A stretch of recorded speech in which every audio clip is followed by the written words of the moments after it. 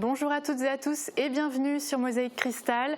2 ans d'absence, mais ça y est, ils reviennent cet été avec un tout nouveau spectacle au Parc Explore Wendel. Je parle bien sûr de l'association Les Enfants du Charbon, dont les bénévoles sont plus qu'enthousiastes. Ce spectacle s'appelle Pulse et pour en parler, on accueille aujourd'hui le président des Enfants du Charbon, Sébastien Juncker. Glukauf. Oui, Glukauf. Je le dis bien. Parfait. Et Laurent Guillaume Délinger également, Glukauf, Laurent Guillaume. Vous êtes le metteur en scène. Oui. Et donc on va parler de tout ça. Vous étiez venu sur notre plateau en mai 2018, mais pas avec le sourire. J'espère qu'aujourd'hui, avec cette bonne nouvelle, vous avez le sourire. Oui, quoi qu'il en soit. Super. Et on se retrouve d'ici quelques minutes.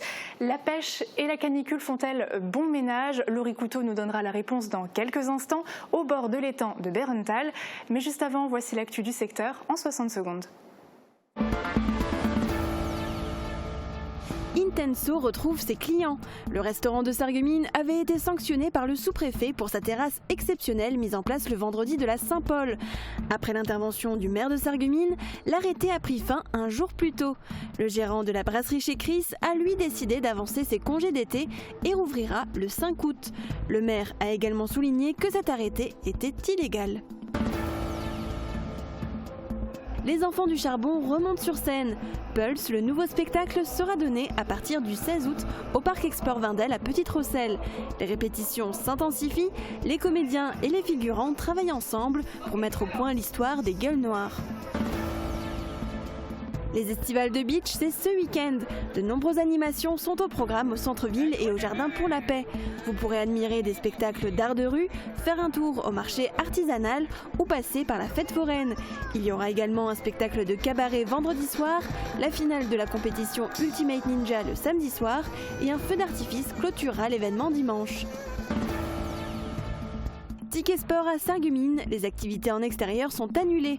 En raison de l'alerte canicule et au pic de pollution lié à la chaleur, la ville de Sarreguemines a invité les associations culturelles et sportives à annuler certaines activités aujourd'hui. Pour les activités en intérieur, ce sont les associations concernées qui décident de les maintenir ou non.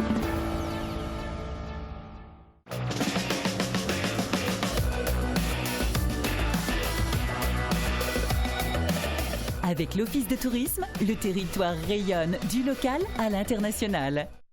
Aujourd'hui, c'est la journée la plus chaude de la semaine. On regarde comment ça se passe pour demain.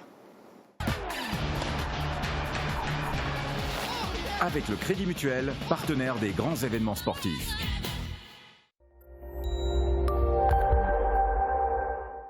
Bonjour tout le monde, la journée de demain sera à nouveau chaude et bien ensoleillée. Ce n'est qu'en soirée que les nuages commencent à apparaître, apportant avec eux pluie et fraîcheur pour ce week-end. Demain nous serons le vendredi 26 juillet, nous fêtons les ânes. Le soleil nous accompagnera de 5h56 à 21h19. Je vous souhaite à tous une très belle journée, profitez-en bien et à demain.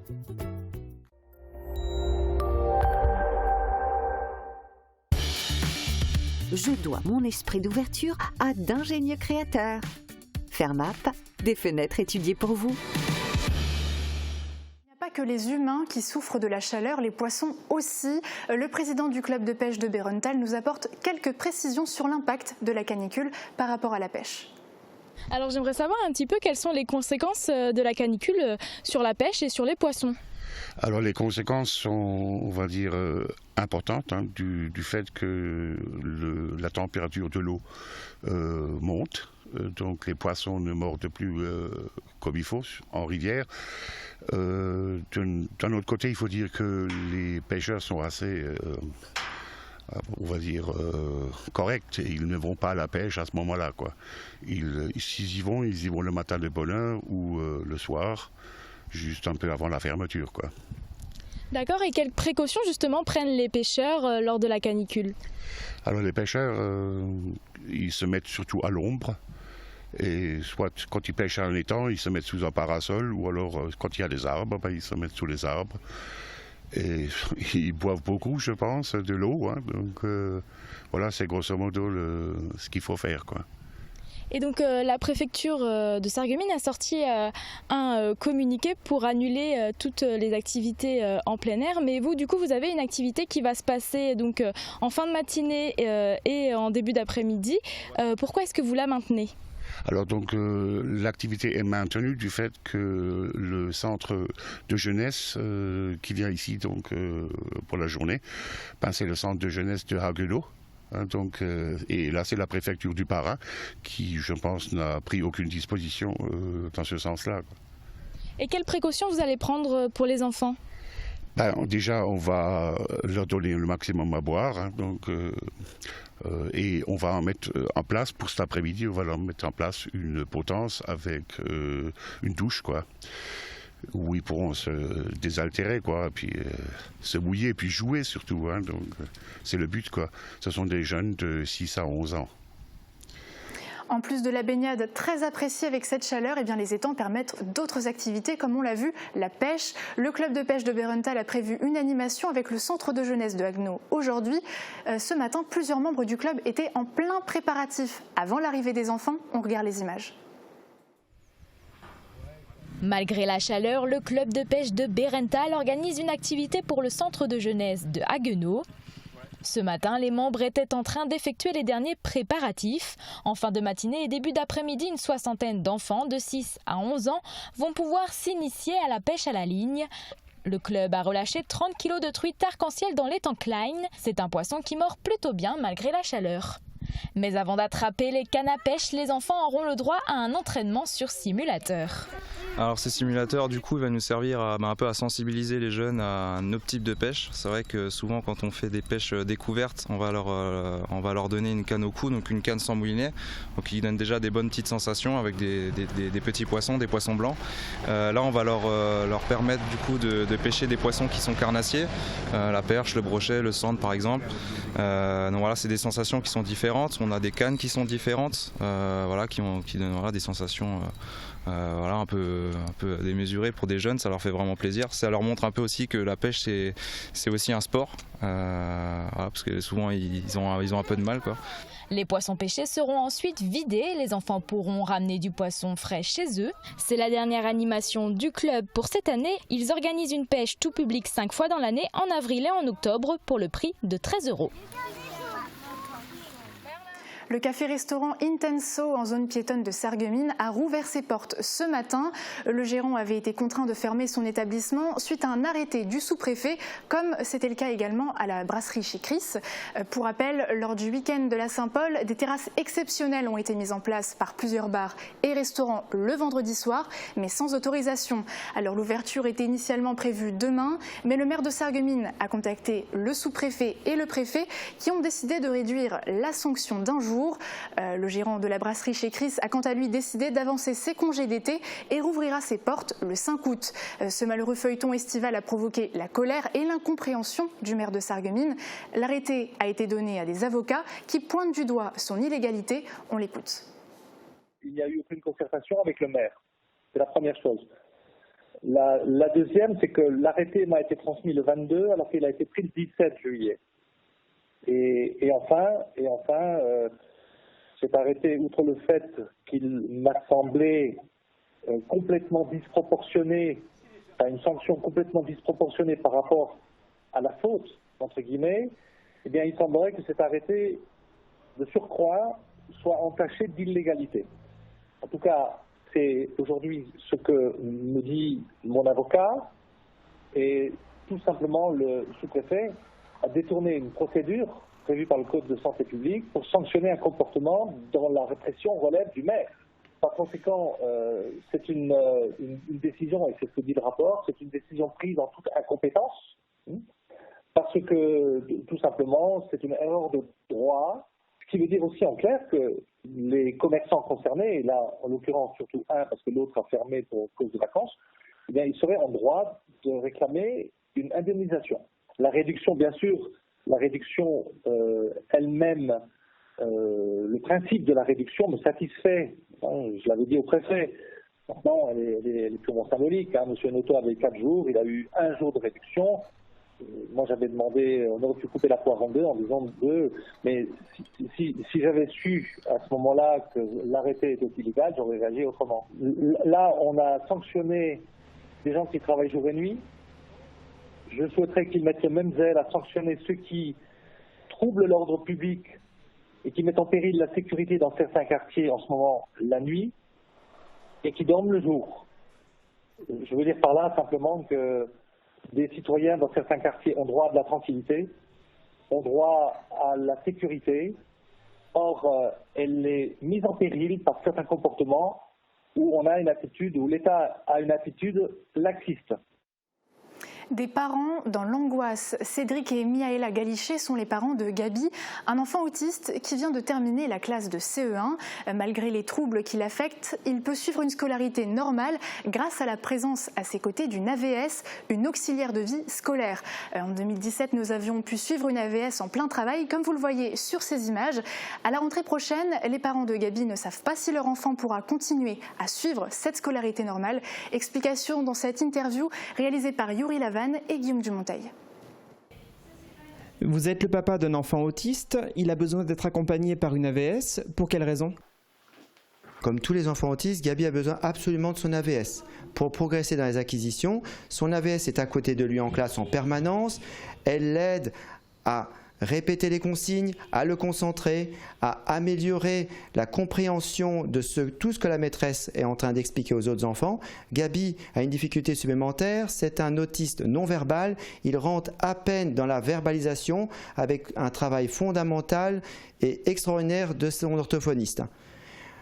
Son AVS est indispensable pour progresser dans le monde des neurotypiques et diminuer son handicap pour devenir moins dépendant demain et profiter du monde ouvert d'aujourd'hui. Tous les 2 ans, vous déposez un dossier de renouvellement d'une AVS, une procédure compliquée, et encore plus cette année, il me semble. Effectivement, tous les 2 ans, nous étions obligés de demander un renouvellement de cette AVS avec l'angoisse de ne pas l'avoir à la rentrée. Ces dossiers sont compliqués à mettre en place. Nous l'envoyons à la MDPH avec l'avis d'une psychologue, l'avis du neuropsychologue, l'avis du psychiatre, un dossier rempli par un médecin, des évaluations en classe, un GEVASCO, c'est-à-dire une réunion pédagogique qui va fixer les objectifs pour l'enfant. Tous ces tracas administratifs, cette année, sont amplifiés par le fait que nous n'ayons pas eu de réponse en juin d'une notification pour la rentrée.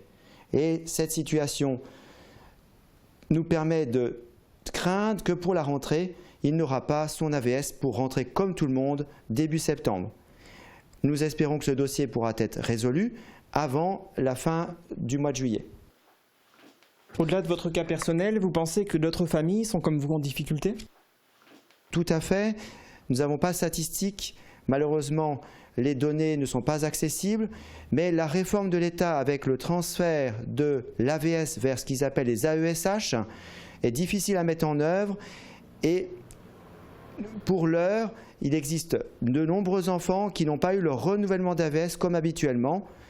Et très probablement, il existera de nombreux enfants qui n'auront pas la nomination de leur AVS pour le jour de la rentrée. C'est une inquiétude non encore exprimée par de nombreux parents qui ne savent pas que cette situation peut arriver. Pour l'heure, nous espérons que la MDPH fera tout ce qui est possible pour avoir les notifications en juillet et que la rentrée se déroulera comme prévu, comme sont les promesses gouvernementales pour la rentrée 2019-2020. Et à plusieurs reprises, nous avons essayé de parler à la MDPH de cette situation, mais sans succès. Et quant à l'affectation d'une AVS pour Gabi à la rentrée, la famille Galichet n'a toujours pas eu de réponse. Vieillir et alors ? L'association La Belle Vie, en partenariat avec le CCAS de Sarreguemines, a organisé une réunion d'information en juin dernier à l'hôtel de ville de Sarreguemines. Le but, c'était de présenter différents ateliers collectifs qui devraient être mis en place dès septembre. Les thématiques sont variées, la nutrition, l'activité physique adaptée, la sécurité au volant, l'informatique ou encore la mémoire. Plus d'informations sur le site internet du programme. Combiner technologie et écologie, c'est possible. Depuis 2 ans, Arnaud Solaire largue des micro-guêpes par drone pour protéger les champs de maïs de la région d'un insecte ravageur. Une activité efficace et raisonnée que Marc Huder et Julia Lemonnier sont partis découvrir. Reportage. SOS Maïs en danger, micro-guêpes à la rescousse. Depuis 2 ans, Arnaud Solaire, fondateur de la société Aérovision, largue des micro-guêpes par drone sur des champs de maïs. Elles sont contenues dans des capsules faites en amidon de maïs appelées trichogrammes. C'est quelque chose qui existe depuis quelques dizaines d'années, mais avant ça se mettait à la main sur des petites cartes en carton et donc c'était très fastidieux, très long. Et là, avec l'avènement des technologies et surtout des drones, le but c'est de pouvoir lâcher donc ces fameuses petites capsules et d'avoir un gain de temps, on va dire, énorme pour l'agriculteur, puisqu'un agriculteur, un bon marcheur fait environ 1,5 hectare en 1 heure. Le drone, lui, fait 1 hectare en 2 minutes. Une fois parachutée par drone, elle s'attaque et mange le principal ravageur du champ, la pyrale. Ces petites billes biodégradables protègent le maïs jusqu'au bout de son évolution. Et pour cause, plusieurs générations logent dans la capsule. Les trichogrammes, c'est une espèce endémique donc, de la vallée du Rhin, donc endémique, c'est-à-dire qui est déjà présente naturellement chez nous. La seule chose, c'est qu'on va amener une population un peu plus importante pour être sûr d'avoir une couverture satisfaisante par rapport à la pyrale, qui, elle, pour le coup, elle n'est pas du tout d'outre-Rhin et qui a été importée. En amont, le pilote de l'appareil programme le vol par ordinateur. Ce procédé permet de traiter 4 hectares en 10 minutes. L'engin vole à 35 km/h. Certifié biocontrôle et efficace à 80%, cette pratique assure une meilleure protection sur la durée qu'un pesticide. L'effet sur la nature est nul, à l'exception du drone. Et donc c'est quelque chose qui est vraiment dans l'air du temps, puisqu'on va réduire les phytosanitaires, les pesticides, on va réduire l'utilisation du tracteur et on a une image techno et écolo. L'activité d'Arnaud Solaire s'étend en Alsace, mais aussi chez nous, dans le secteur du Pays de Bitche. En tout cas, la première année où ça s'est fait en Alsace, on a fait 50 hectares par drone. La deuxième année, on a fait 600 et la troisième année, donc cette année, on est à 3000. Donc l'essor est explosif. À l'avenir, il espère une entrée progressive en viticulture pour éliminer les vers des vignes. Comment se sont-ils organisés pour relancer leur spectacle? Quelle sera l'histoire de celui-ci? Où en sont les bénévoles? Réponse juste après la pub avec les enfants du charbon. A tout de suite. Rénovation énergétique et esthétique de votre maison. Profitez des aides proposées au Pays de Bitche.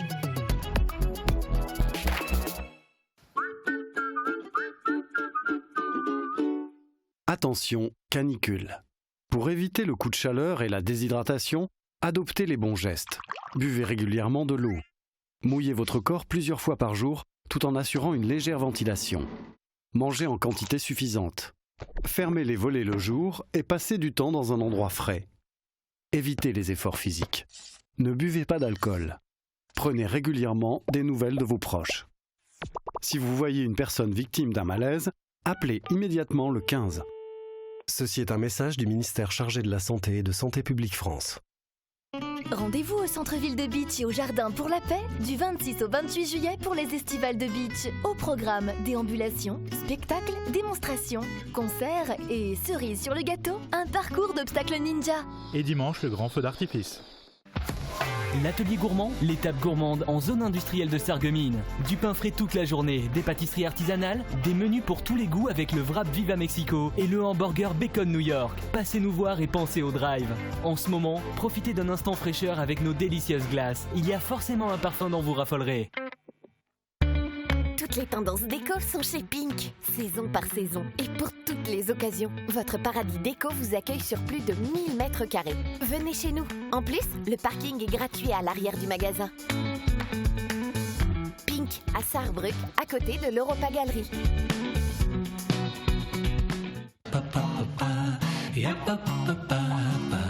Le restaurant Victoria à Vitre, disposant d'un cadre idyllique avec sa terrasse au bord du canal, vous apporte une nouveauté pour cet été.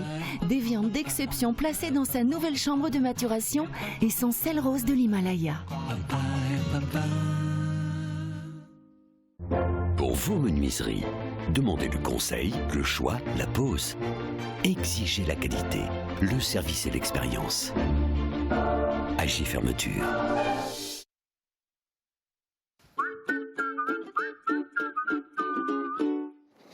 Sébastien Juncker, 2 années d'absence. On peut peut-être expliquer pour ceux qui n'ont peut-être pas suivi tout le dossier, très rapidement le contexte et les raisons qui vous ont poussé à annuler le spectacle l'année dernière et l'année d'avant aussi.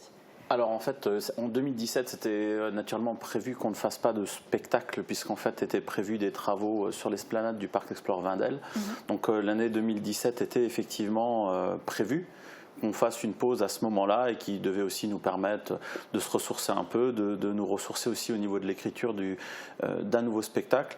2018 a été un peu plus compliqué, voilà, parce que les travaux n'ont été engagés qu'en fin 2017 finalement au parc Explore Vindel, ce qui nous a décalé et donc nous rendait plus accessible l'esplanade. Donc on a été un peu promener sur différents sites au sein même du parc Explore Vindel et effectivement les sites étaient un peu difficiles. S'ajoutait en plus à ça un bouclage financier un peu compliqué. En fait, voilà, il y avait plein de paramètres qui étaient réunis pour qu'on ait des difficultés. Donc voilà, on a préféré ne pas faire plutôt que de faire quelque chose qui ne soit pas à notre image, quelque chose de performant. Donc voilà, on a simplement reporté d'une année et voilà, donc j'étais effectivement venu l'année dernière au mois de mai annoncer qu'on ne ferait pas en 2018 un spectacle Les Enfants du Charbon et c'est pour ça que c'est pour ça que je suis contente d'être de retour parmi vous aujourd'hui pour vous dire voilà, ça y est, on est en plein dans le vif du sujet, la tribune est en train d'être montée. Comment vous avez fait justement pour relancer tout ça, parce que ça a été un coup dur? Comment on fait pour se remettre dans la machine? Alors c'est sûr, c'est un coup dur, il y a eu une période de flottement, je ne le cacherai pas, entre mai et octobre de l'année dernière, ça a été un gros creux parce que voilà, on s'est un peu posé des questions de savoir est-ce qu'on est en capacité de pouvoir rebondir après 2 ans sans spectacle. Et voilà, donc on s'est ajouté à cela la démission du président de l'époque, Christian Perron, au mois d'octobre. Donc voilà, il a fallu à un moment donné y aller et j'y étais vice-président à ce moment-là et j'ai simplement proposé aux membres du conseil d'administration de prendre peut-être cette charge-là et de l'amener vers ce qu'il faut. En tout cas, voilà, j'ai dit voilà, relançons-nous maintenant, il n'est pas trop tard. On a réussi quand même à prendre rapidement les contacts avec nos financeurs Justement, c'était ma question côté financement, puisqu'il y avait ce côté budget qui était un petit peu compliqué. Aujourd'hui, vous en êtes où? Alors, aujourd'hui, on n'est pas trop mal. Après, bon, c'est jamais très facile de monter ce genre de projet-là.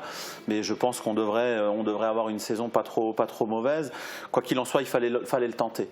Mais vous avez eu un investissement supplémentaire, par contre, qui n'était pas forcément prévu de base. Alors, il n'était effectivement pas prévu du tout, puisque l'esplanade qui a été refaite donc l'année dernière au parc Explore Vindel a été recouverte donc d'une résine un peu spécifique, un peu sensible. Donc il a fallu la protéger. Donc effectivement c'était un point budgétaire qu'on n'avait pas imaginé dans cet ordre de grandeur-là. Mais bon, voilà, on a réussi à trouver des solutions. On a bougé quelques petits leviers. On a essayé de faire quelques petites économies aussi. Je ne vais pas le cacher. Voilà, on a essayé de serrer le budget au maximum de ce qu'il peut. Et de trouver un juste équilibre. Voilà, théoriquement, ça va passer, à savoir aussi que voilà, nos financeurs historiques, que sont la région et le département, ont aussi, eux, contribué à l'effort. Donc voilà, ils nous ont aussi aidés un peu plus qu'à la normale. Super, en tout cas ça plante un décor beaucoup plus positif que l'année dernière. Donc cet été, donc en août, vous présenterez le nouveau spectacle qui s'appelle Pulse. Laurent Deslinger, sans trop en dévoiler bien sûr. Ça va être quoi? Il y a quelques petites surprises, racontez-nous. Des surprises, le principe c'est qu'il y en ait à peu près toutes les 5 minutes. Donc c'est c'est un nouveau spectacle bien entendu, mais sur un thème qui est le même, donc qui est la grande aventure des gueules noires. Et peut-être comme les années passent et que aussi l'histoire est derrière nous, on a choisi peut-être de la traiter de façon un petit peu différente. Donc de conserver toujours les mineurs en plein cœur de ce dispositif et d'aller faire un tour sur des petites anecdotes de frontières qu'on a tous vécues, d'ailleurs ici particulièrement aussi à Sarreguemines, autant qu'à Forbach. Et on raconte un peu cette histoire de frontières qui fait la particularité aussi du bassin houiller lorrain, qui est justement que c'est un bassin houiller qui est frontalier et les mines n'ont pas de frontières, c'est-à-dire qu'elles traversent, et d'ailleurs ce sera une des séquences du spectacle, où on verra comment on traversait la frontière par en dessous. Voilà. Très bien, ça donne envie en tout cas. Alors bien sûr vous ne démarrez pas avec une page blanche, étant donné que vous aviez déjà un petit peu travaillé en 2018 sur ce scénario. Ça a été quand même difficile de se replonger dedans? Alors, de se replonger dedans, non, mais c'est difficile de réécrire quelque chose de nouveau quand on a déjà travaillé pendant... Enfin, il y a eu 2 versions déjà de cette histoire, c'est-à-dire aussi, enfin, 2 versions, une version plus une version améliorée. Il y a des choses qu'on a envie de dire, des choses qu'on a déjà dites, des choses dont on est plutôt content, en tout cas qui passaient plutôt bien, et de devoir tout reprendre, etc., c'est compliqué, on ne sait pas vraiment quel axe prendre. Et en fait, quand on se rend compte que, vous savez, raconter la grande histoire, elle est écrite et elle ne changera pas, c'est ce qu'on raconte aussi dans ce spectacle-là. Elle est gravée dans le marbre, en tout cas, certains l'ont décidé, elle fait partie des livres d'histoire, elle est dans les musées. Par contre, la petite histoire, voilà, on ne se lasse absolument pas du tout de la raconter. C'est celle des témoignages, c'est celle que votre grand-père vous raconte, c'est celle que votre famille a vécue, c'est celle que vous avez vécue quand vous étiez plus jeune. Ces histoires-là sont innombrables. On a de la matière encore pour fabriquer des spectacles sur toutes ces petites histoires, encore pendant des décennies, et peut-être même un millénaire. Mais encore une bonne nouvelle alors. Exactement. Mais voilà, en tout cas, c'est sur ces histoires-là qu'on travaille, c'est sur l'émotion collective. Et voilà, autrement, c'est vrai que la grande histoire... Sur le passé commun. Voilà, exactement, tout à fait. Et alors, sensible, par le rapport, passé sensible. Oui. Et par rapport aux bénévoles, dans tout ça, ils sont dans quel état d'esprit? Alors, j'espère qu'ils sont un peu stressés. Non, en vrai, on est rentré dans le vif du sujet, c'est intéressant d'en parler. Hier soir, chacun a eu sa brochure avec son rôle déterminé et ses phrases à dire, et chacun est en train d'apprendre son texte. Alors là, normalement, d'ici lundi, tout le monde saura à peu près son texte et on commence à monter. Voilà, faut s'imaginer qu'aujourd'hui, sur l'esplanade, la tribune est en cours de montage.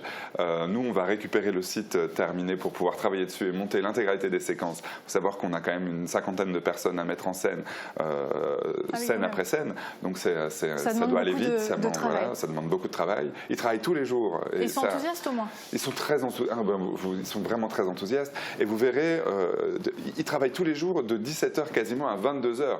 Ils sont avec nous tous les jours et à partir de la semaine prochaine, même les week-ends, ça demande un vrai effort. Et pour ça, j'avoue, chapeau, parce que la disponibilité qu'ils prennent, le temps qu'ils prennent, en tout cas pour partager cette histoire, c'est exceptionnel. Et je crois qu'on peut vraiment leur rendre hommage aujourd'hui. Et d'ailleurs, on va continuer de leur rendre hommage puisque Marie-Morgane Lorraine s'est assistée à un atelier répétition. Voici les images. Ô Vierge noire, alors on tient par vous, vous vous souvenez ce qu'on fait? Ô Vierge noire, ô toi, sainte patronne. C'est reparti. Après l'annulation des éditions 2017 et 2018, les figurants sont à nouveau au rendez-vous. Et ils attendaient avec impatience le nouveau spectacle des Enfants du Charbon. Depuis le mois d'avril, les volontaires se retrouvaient chaque semaine pour des répétitions. Elles se sont intensifiées avec des rendez-vous qui sont désormais donnés chaque jour.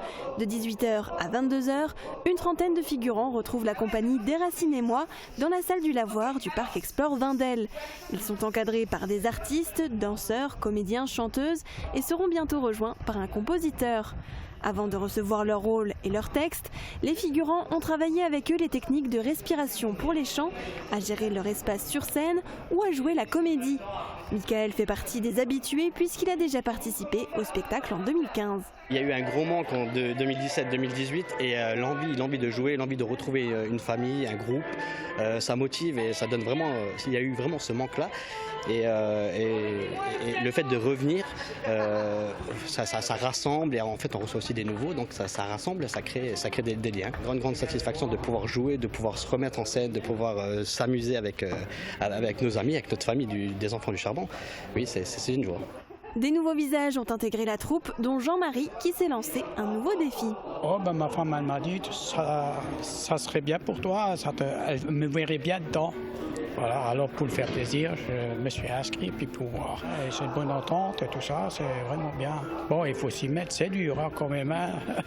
Surtout à 70 ans, il faut y arriver. Hein. En répétition, l'engouement se fait déjà ressentir. Tous sont prêts à donner le meilleur d'eux-mêmes pour proposer un spectacle de qualité. Pour cela, ils ne comptent pas leurs heures passées en répétition. Et l'équipe des Enfants du Charbon le sait, elle a besoin d'eux pour pouvoir concrétiser cette aventure. Dans moins d'un mois, c'est face à une tribune de 1500 places qu'ils se produiront. Si vous souhaitez faire partie de l'aventure, les figurants sont accueillis jusqu'à une semaine avant la première représentation pour intégrer le spectacle. Sébastien Juncker, vous cherchez encore des bénévoles pour l'association? Alors oui, nous, voilà, c'est une grande aventure et qui doit concerner tout le monde. Et donc voilà, ma volonté est vraiment qu'on puisse accueillir un maximum de gens. Voilà, on est une grande famille. Cette grande famille-là, on a de très grands bras. On peut accueillir plein de monde, et que ce soit pour faire de la figuration. Voilà, parce que bon, après avoir un rôle, parler, je pense que Laurent a déjà un peu bouclé ce casting-là, mais voilà, de la figuration, on en aura toujours besoin. On a toujours besoin, voilà, de gens statiques ou qui bougent, voilà, pour remplir un peu la scène. Mais après aussi, voilà, ceux qui se sentiraient l'envie de faire partie de la famille, mais de ne pas avoir envie d'être sur scène, naturellement, il y a encore plein de choses notamment à faire. Dans l'organisation. Dans l'organisation, dans les coulisses, voilà, à la buvette, à la restauration. On a voilà, une multitude encore de postes à pourvoir. Donc voilà, pour ceux qui sont intéressés, il ne faut surtout pas qu'ils hésitent à venir nous voir. Comme dit, on est tous les jours sur site à partir de 17-18 heures. Donc il suffit de venir dire voilà, j'ai du temps et on va faire avec. Donc voilà, on n'a pas de souci par rapport à ça. Mais le message est passé en tout cas. On a de la place. Et alors, pour le public, est-ce que c'était aussi très attendu? Côté billetterie, vous le ressentez ou... Alors, on est plutôt pas mal. On est dans les courbes normales de ce qu'on avait pu connaître. Là, on a dépassé 1500 billets vendus. Donc, on a une tribune de pleine sur les 5 déjà. Donc, c'est plutôt positif. Public nous attend, oui. Parce que voilà, on a eu fait déjà depuis le mois de mai un peu de promotion, même en dehors du département, où on a réussi à rencontrer voilà, d'anciens spectateurs qui nous disent j'espère que cette année ça ne sera pas annulé, parce que l'année dernière on avait déjà plus ou moins prévu nos billets, on attendait vraiment de venir vous voir, et voilà, donc on va les accueillir cette année avec d'autant plus de plaisir, puisque voilà, on a quelque chose de complètement nouveau à leur proposer. Et voilà, comme on disait, nous, nos bénévoles, ils sont à bloc, ils sont super enthousiastes, ils ont super envie, ils ont envie d'en démordre avec ce nouveau spectacle et de vraiment voilà, montrer de quoi ils sont capables. Donc oui, le public nous attend, on le sait, on n'aura pas il n'y a pas de plan B, on n'a pas droit à l'erreur. On a hâte de voir ça en tout cas. On peut peut-être terminer en donnant les dates des représentations. Donc si j'ai bien noté, le 16, 17, 22, 23 et 24 août. C'est ça, 16, 17, 22, 23, 24 août. Voilà, on ouvre le site en début d'après-midi, donc voilà, il y a de la restauration, il y a tout ce qu'il faut pour passer un agréable moment. La billetterie, voilà, est disponible via notre site internet lesenfantsducharbon.com, ou dans tous les offices du tourisme de Moselle, puisque tous les offices de tourisme de Moselle sont partenaires, avec plein de packs différents, voilà, avec une visite du musée qui est possible, avec un repas qu'on sert dans l'ancien lavoir, ou qu'on va détourner en restaurant éphémère. Voilà, il y a une multitude de choses qu'on propose au niveau de notre billetterie. C'est vrai que si peut-être vous avez des amis allemands, ou si vous avez de la famille en Allemagne, le spectacle est vraiment accessible à des gens qui ne parlent ou que patois, ou qu'allemand, ou français. C'est bien de le préciser, voilà, en effet. C'est important de préciser. Parce qu'il y a une partie qui est parlée en patois et en allemand, et l'intégralité est sous-titrée. Voilà. Donc c'est le seul spectacle trilingue existant aujourd'hui. Voilà. Très bien. Merci beaucoup en tout cas pour toutes ces informations. On vous souhaite bien sûr des bonnes représentations. C'était une belle nouvelle pour terminer notre émission en beauté. Demain, vous allez retrouver Flora qui parlera également charbon à Petite-Rosselle pour notre dernière émission estivale On Tour. Très belle journée à vous.